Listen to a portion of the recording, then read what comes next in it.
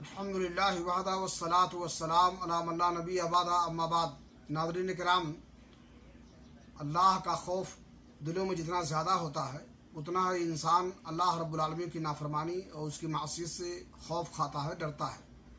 اور یہ خوف جتنا کم ہوتا ہے اتنا ہی انسان گناہوں پر دلیری کرنے پر آمادہ ہو جاتا ہے اور اس کی دلیری بڑھ جاتی ہے۔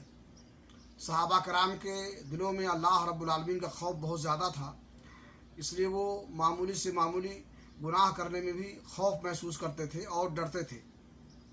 انس بن مالک رضی اللہ تعالیٰ عنہ اپنے دور کے لوگوں کو خطاب کرتے ہوئے فرماتے ہیں: انکم لتعملون اعمالا ہی ادق فی اعینکم من الشعر کنا نعدها علی عہد رسول اللہ صلی اللہ علیہ وسلم من الموبقات، کہ تم بہت سارا کام ایسا کرتے ہو جو تمہاری نگاہ میں بال سے زیادہ باریک ہوتا ہے، یعنی بہت ساری غلطیاں تم سے ہوتی ہیں اور انہیں تم حقیر اور معمولی سمجھتے ہو، انہیں ہم اللہ کے رسول جناب محمد رسول اللہ صلی اللہ علیہ وسلم کے دور میں سخت تباہ کن تصور کرتے تھے اور اسے ہلاک کرنے والی چیز سمجھتے تھے۔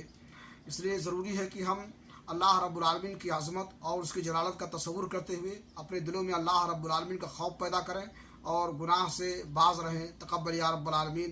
وصلی اللہ علی نبینا محمد وعلی آلہ وصحبہ اجمعین۔